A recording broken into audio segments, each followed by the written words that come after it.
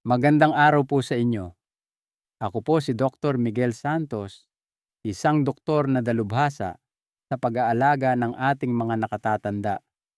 Isipin po ninyo, mayroong isang maliit na buto, halos hindi mas malaki sa dulo ng inyong daliri na naglalaman ng kapangyarihan sa pagpapalakas ng kalamnan na katumbas ng mga itlog o marahil higit pa.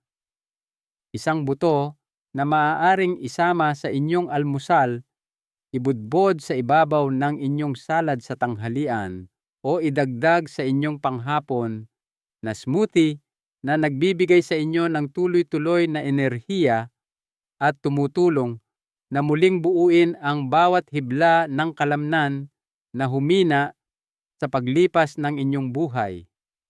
Ang butong ito ay ang buto ng abaka o hemp seed.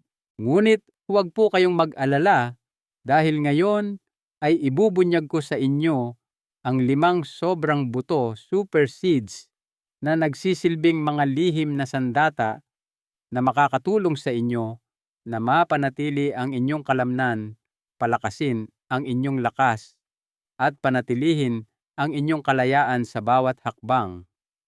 Ang mga ito ay hindi mahirap hanapin at hindi nangangailangan ng mga komplikadong formula. Sila ay mga natural na regalo na madaling maisasama sa inyong pang-araw-araw na pagkain na tinitiyak na ang bawat hibla ng kalamnan ay nabibigyan ng sustansya, na ang bawat hakbang ay nagiging mas malakas, at na tuwing umaga ay gigising kayo na may pakiramdam na ang inyong mga binti ay sapat pa ring malakas upang harapin ang lahat ng bagay na gusto ninyong gawin. Bago tayo dumako sa mga detalye, nais kong magsama-sama ang ating komunidad. Maglaan po kayo ng sandali upang mag-iwan ng komento sa ibaba. Gaano kadalas ninyong nararamdaman na nag-aalala kayo sa lakas ng inyong mga binti? Ang simpleng pagsagot ng oo o hindi ay sapat na, dahil kapag tayo ay nagbabahagi, nalalaman natin na hindi tayo nag-iisa sa laban na ito. Mahalaga rin na pindutin ninyo ang like button at mag-subscribe, dahil narito ako araw-araw upang mag-alok ng mga katotohanan na makakatulong sa inyong muling mabawi ang inyong lakas at kalayaan. At manatili po kayo sa akin hanggang sa dulo, dahil hindi ko lamang ibubunyag ang mga pangalan ng mga pagkaing ito. Bibigyan ko rin kayo ng isang malinaw at detalyadong gabay, isang pang-araw-araw na plano upang baguhin ang inyong katawan mula sa isang bahay na gumuho patungo sa isang malakas na inayos na tahanan, ladrilyo sa bawat ladrilyo, bintana sa bawat bintana, sa pamamagitan lamang ng paggawa ng maliliit na pagbabago sa mga pagkaing kinakain ninyo araw-araw. 1. Buto ng abaka hemp seeds, ang kumpletong protina ng halaman. Upang ayusin ang mga kalamnan at palakasin ang mga kasukasuan, magsimula tayo sa unang buto, ang numero 1 buto ng abaka o hemp seeds. Ang mga buto ng abaka ay naglalaman ng kumpletong protina. Sa hapon, gumawa ng isang smoothie na mayroong lahat ng mahahalagang protina mula sa halaman sa pamamagitan ng paghalo nito kasama ng saging gatas ng almendras, almond milk, at kaunting pulbos ng kakao. Ang lasa ng hemp seeds ay banayad at medyo nutty, at madali silang maihahalo sa ibang pagkain nang hindi nangingibabaw. Kung naghahanap kayo ng isang natural na sangkap na mula sa halaman, madaling tunawin, at kasing epektibo ng mga itlog, ang hemp seeds ay isang mahusay na pagpipilian. Ang bawat maliit na kutsarita ay hindi lamang nagpapalusog sa inyong mga kalamnan, kundi nagbibigay din ng sigla sa inyong diwa na nagbibigay daan sa inyo na lumakad ng may higit na kumpiyansa sa araw-araw. Ang mga binti ay nagbibigay sa inyo ng kalayaan, kumpiyansa at dignidad dahil hindi lamang sila ginagamit para sa paggalaw. Ang hemp seeds, sa kabila ng kanilang kaliitan, ay may potensyal na maging inyong lihim na sandata laban sa mga negatibong epekto ng pagtanda, na tinitiyak na ang bawat hakbang na inyong gagawin ay may pagmamalaki at lakas. Ang hemp seeds ay isang kayamanan ng omega-3 at omega-6 sa isang perpektong rasyo na 1:3 na nagpapababa ng pamamaga sa mga kalamnan at kasukasuan, pinoprotektahan ang inyong puso at nagtataguyod ng mas mahusay na daloy ng dugo sa bawat hibla ng kalamnan. Bukod sa pagiging mapagkukunan ng protina, ang omega-3 ay nagpapalusog din sa mga lamad ng selula ng nerbiyos na nagpapabuti sa komunikasyon sa pagitan ng nerbiyos at kalamnan. Ito ay tumutulong na mapanatiling hindi lamang malakas ang inyong mga binti, kundi mabilis at tumutugon din na nagpapababa ng panganib na matumba habang kayo ay tumatanda. Ang hemp seeds ay mapagkukunan din ng magnesium, isang kilalang mineral na tumutulong sa pag-relax ng mga kalamnan.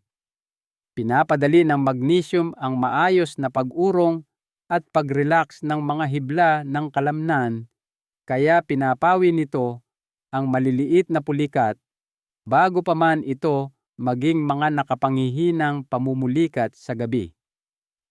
Bukod pa rito, ang hemp seeds ay naglalaman ng iron at zinc na mahalaga para sa paggawa ng mga pulang selula ng dugo, paghahatid ng oxygen sa mga kalamnan at pagpapanatili ng tibay kapag nagsasagawa ng mga aktibidad tulad ng paglalakad, paghahardin o magaan na ehersisyo. Ang pinakakahangahangang aspeto ay ang hemp seeds ay mas madaling tunawin kaysa sa karamihan ng ibang buto. Ang protina na matatagpuan sa hemp seeds ay walang mga phytates na mga kemikal na humahadlang sa pagsipsip ng mga sustansya at matatagpuan sa iba't ibang uri ng beans at buto. Ibig sabihin nito, kahit ang mga nakatatanda kabilang ang mga may mahinang panunaw ay kayang sipsipin ng buo ang mga sustansyang ibinibigay ng abaka nang hindi nakakaranas ng paglaki ng tiyan o pananakit. Ang pagsasama ng hemp seeds sa inyong regular na pagkain ay isang simpleng proseso. Sa umaga, magbudbud ng 2 hanggang 3 kutsara sa inyong Greek yogurt o oatmeal. Sa tanghalian, kapag kumakain kayo ng inyong berdeng salad, magdagdag ng 1 kutsara nito kasama ng langis ng oliba. Luto, sacha inchi, ang lihim na buto ng mga Inca. Ang pangalawang buto ay isang misteryosong buto mula sa mga Inca na kilala bilang sacha inchi. Ginagamit ang mga buto ng sacha inchi upang maiwasan ang pagkawala ng kalamnan at palusugin ang mga kasukasuan. Isang buto na orihinal na kilala bilang ginto ng Inca ay ginamit ng mga sinaunang mandirigmang Peruvian upang mapahusay ang kanilang lakas bago maglakbay sa malalayong martsa. Bukod sa pagiging mapagkukunan ng pagkain, ang mga buto ng sacha inchi na kung minsan ay tinutukoy bilang mga buto ng mani ng Inca ay isang malakas na mapagkukunan ng kumpletong protina ng halaman na kabilang sa pinakamataas sa omega-3 sa lahat ng mga buto. Kaya tinutulungan nila ang mga nakatatanda na maiwasan ang pagkawala ng mas ng kalamnan at mapanatili ang pagiging nababaluktot ng kanilang mga kasukasuan. Sa bawat damatibawat ng Satya Inchi, makakakuha kayo ng humigit kumulang 8 hanggang 9 na gramo ng dekalidad na protina na naglalaman ng lahat ng mahahalagang amino acid. Ang dami ng protina na ito ay maihahambing o higit pa sa dami na matatagpuan sa isang malaking itlog. Ang mga buto ng Satya Inchi ay isang natural na sandata laban sa sarcopenia na isang kondisyon ng pagkawala ng kalamnan na nauugnay sa edad na nagiging sanhi ng panghihina ng mga binti panginginig at pagkawala ng kumpiyansa kapag nag-ehersisyo. Ibig sabihin nito, ang mga buto ng Satya Inchi ay lalong kapaki-pakinabang para sa mga nakatatandang mamamayan na nangangailangan ng bawat gramo ng protina upang mapanatili ang kanilang mas ng kalamnan. Ang Satya Inchi ay kilala hindi lamang sa mataas na nilalaman ng protina nito. Sila ay kabilang sa pinakamayamang mapagkukunan ng halaman ng omega-3 higit pa sa karamihan ng ibang buto. Ang omega-3 fatty acid ay isang mahalagang sangkap sa pagbabawas ng talamak na pamamaga ng kasukasuan, pagpapalusog sa mga lamad ng selula ng nerbiyos at kalamnan at pagpapahusay ng komunikasyon sa pagitan ng nerbiyos at kalamnan. Dahil dito, ang bawat hakbang ninyo ay magiging mas matatag, ang inyong mga reflexes ay magiging mas mabilis, mababawasan ang sakit sa kasukasuan at maiiwasan ang biglaang pamumulikat ng kalamnan kahit na kayo ay nasa malamig na panahon o pagkatapos ng mahabang panahon ng pahinga. Bukod dito, ang Satya Inchi ay naglalaman ng mataas na konsentrasyon ng bitamina E na epektibong lumalaban sa pinsalang dulot ng oxidative stress na nagpapahina sa mga kalamnan habang tumatanda. Pinapabuti rin ng bitamina E ang sirkulasyon ng dugo na tinitiyak na ang oxygen at mga sustansya ay naihahatid sa bawat hibla ng kalamnan. Ito ay tumutulong na mapanatili ang pagiging nababaluktot ng inyong mga binti at binabawasan ang dami ng pagkapagod habang kayo ay naglalakad o umaakyat ng hagdan. Dagdag pa, ang mga buto ng Satya Inchi ay naglalaman ng magnesium, zinc at tryptophan, isang amino acid na responsable sa paggawa ng serotonin. Ang amino acid na ito ay tumutulong na mapabuti ang mood at pagtulog sa pamamagitan ng hindi direktang pagtulong sa mga kalamnan na mag-relax at makabawi ng mas mahusay sa gabi. Isa sa pinakamahalagang benepisyo ng mga buto ng Satya Inchi ay ang mga ito ay madaling tunawin at bihirang magdulot ng mga reaksyong alerhiya na ginagawa itong isang mahusay na pagpipilian para sa mga individual na may sensitibong panunaw.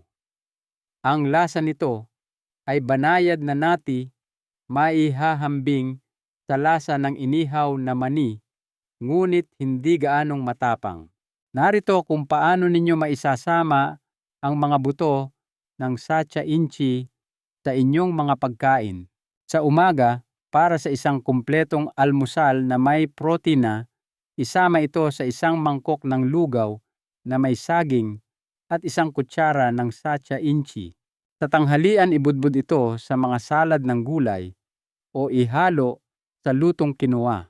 Sa gabi, sa halip na kumain ng mga naprosesong merienda, subukang ngumuya ng ilang tuyong inihaw na buto ng Satya Inchi.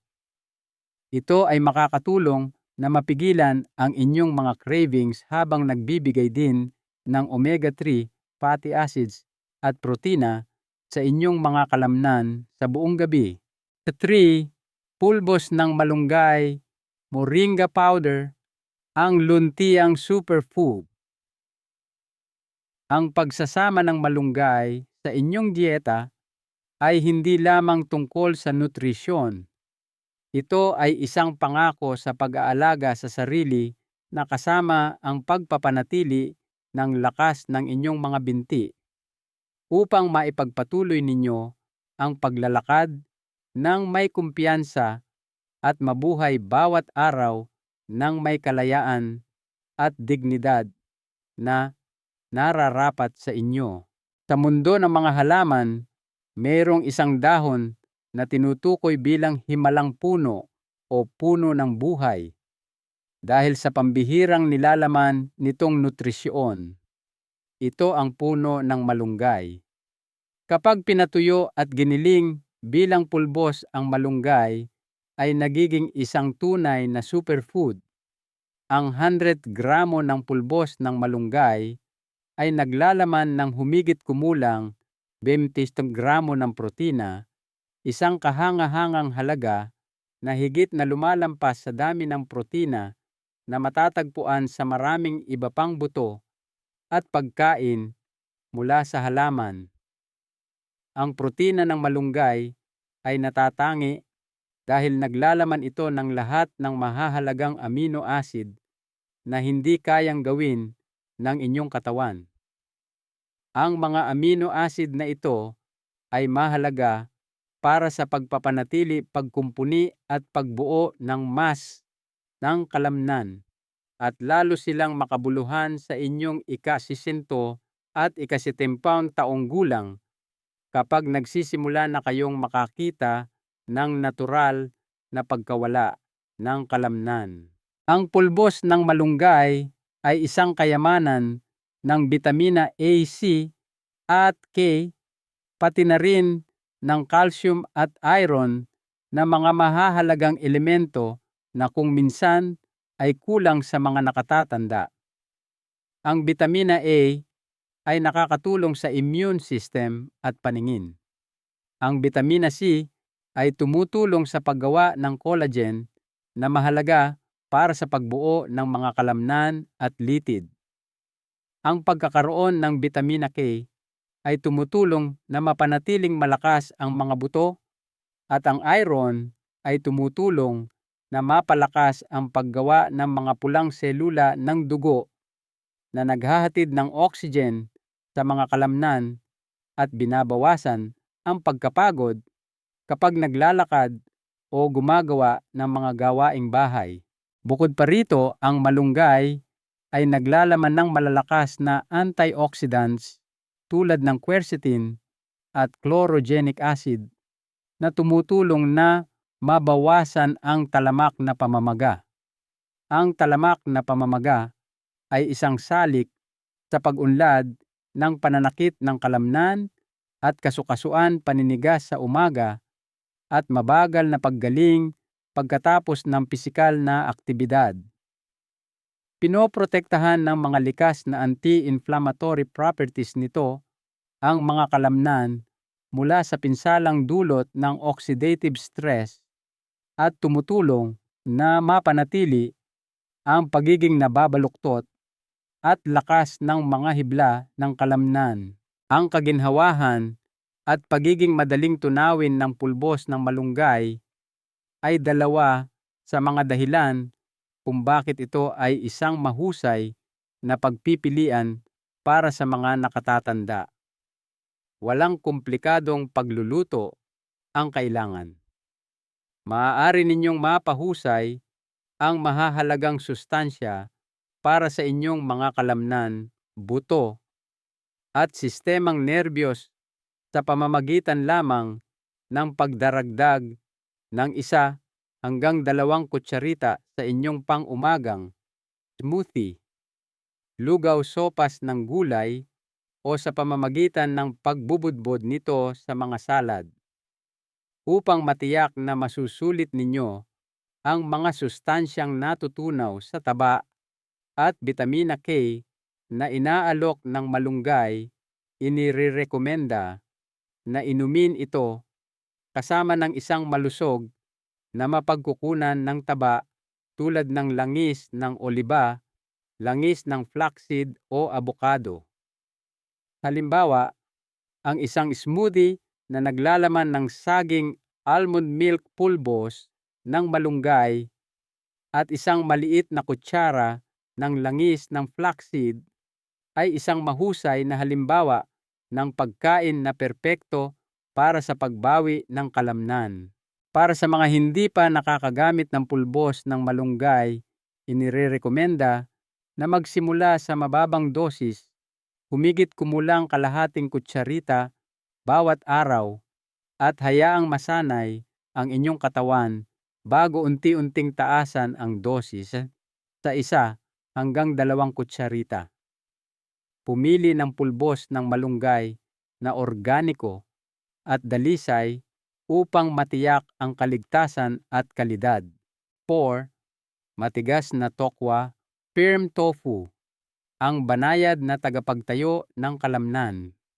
Ang pang-apat na opsyon ay ang matigas na tokwa, isang kumpletong protina na banayad at tumutulong na magbigay lakas sa mga kalamnan habang pinoprotektahan din ang mga buto.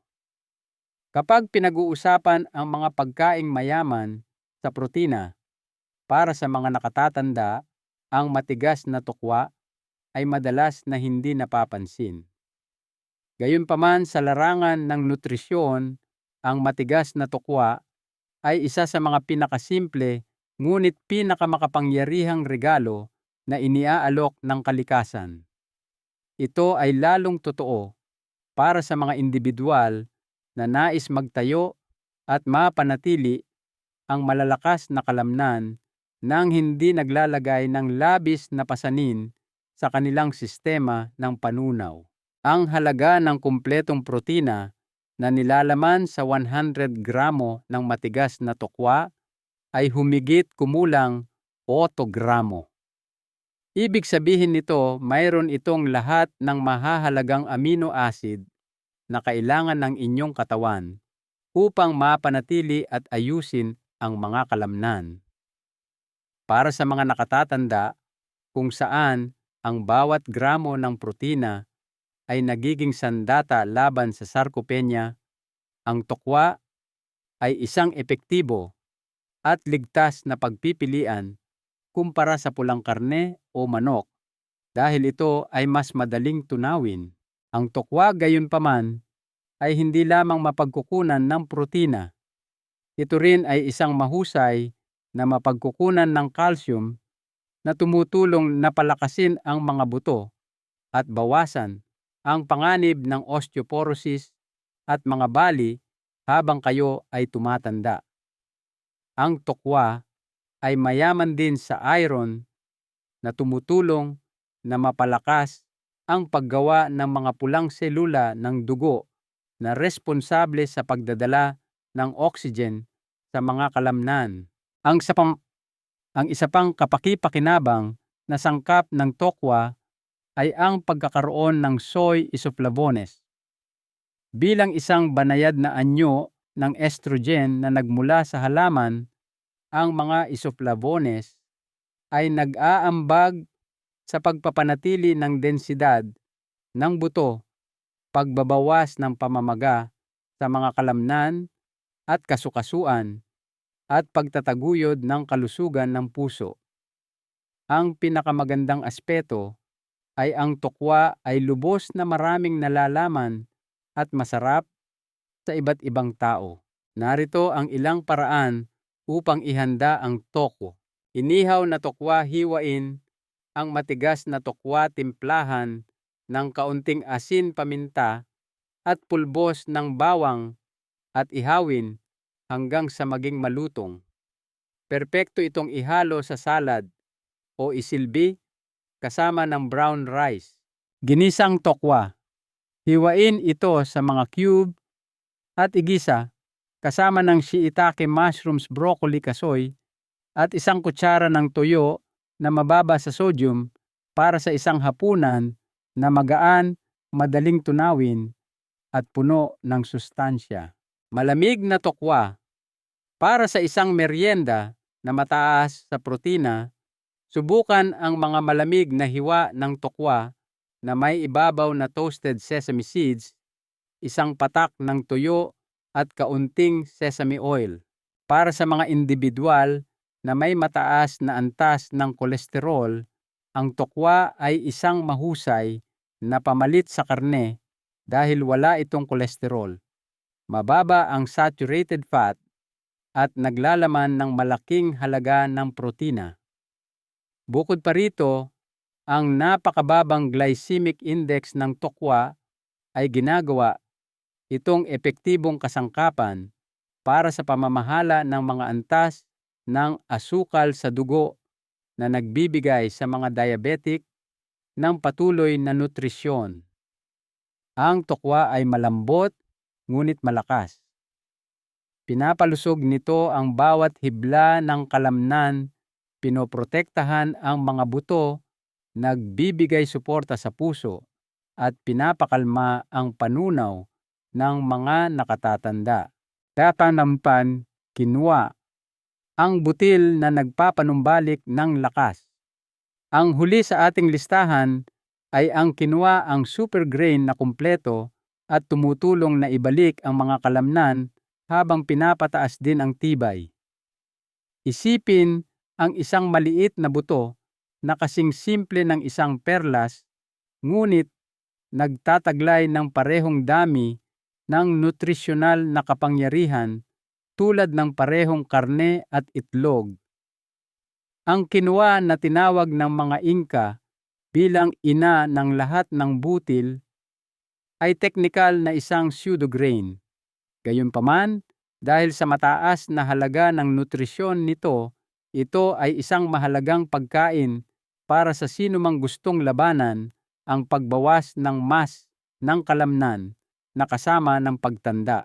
Kapag naluto ang 1 tasa ng kinwa na humigit kumulang 85 gramo, ay naglalaman ng halos 8 gramo ng kumpletong protina. Ang protina na ito ay naglalaman ng lahat ng mahahalagang amino acid, lalo na ang lysine na mahalaga para sa paglaki at pagkumpuni ng mga kalamnan at kung minsan ay wala sa ibang mga butil. Ang kinwa ay mayaman sa 3 mineral, magnesium, potassium at calcium. Ang mga ito ay kailangan para sa maayos na pag-urong ng kalamnan, pag-iwas sa mga pulikat, at pagpapanatili ng komunikasyon sa pagitan ng nerbiyos at kalamnan. Dahil sa kakayahan ng magnesium na pakalmahin ang mga kalamnan, nababawasan ang mga pamumulikat sa gabi. Ang panginginig ng binti at pagkapagod ng kalamnan pagkatapos ng mahabang paglalakad ay maaaring mabawasan ng kakayahan ng potassium na mapanatili ang balanse ng electrolyte.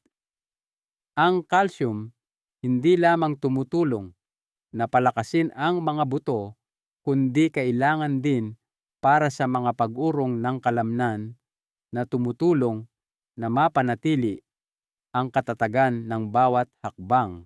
Ang kinwa ay mayaman din sa soluble fiber na tumutulong na mapanatili ang malusog na panunaw at maiwasan ang constipation, isang karaniwang problema sa mga taong may edad na.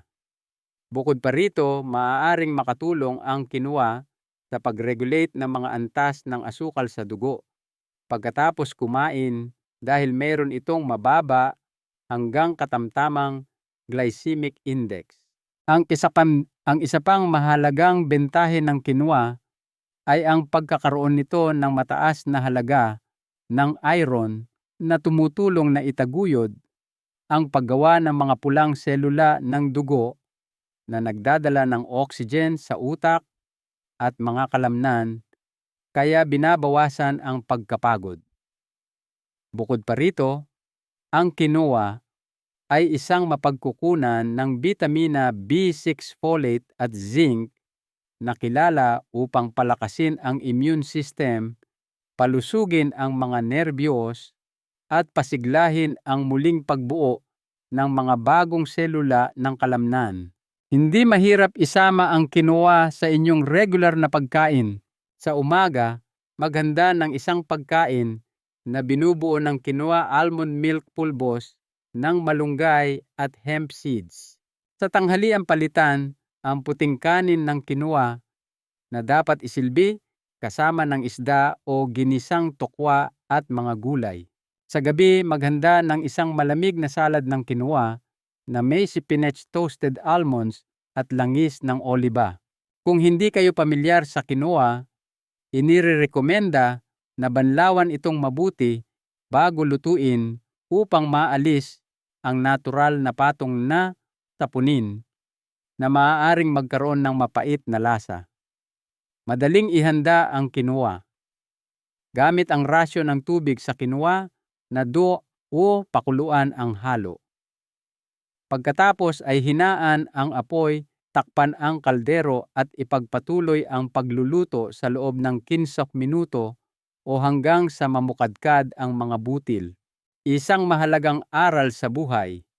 Mula kay Dr. Santos, marami pong naniniwala na ang pagkawala ng lakas balanse o enerhiya ay hindi maiiwasan habang tumatanda. Ngunit hindi po iyan ang katotohanan. Hangga't binibigyan ninyo ang inyong katawan ng mga bagay na kailangan nito, patuloy itong magkakaroon ng kakayahang magpanibago.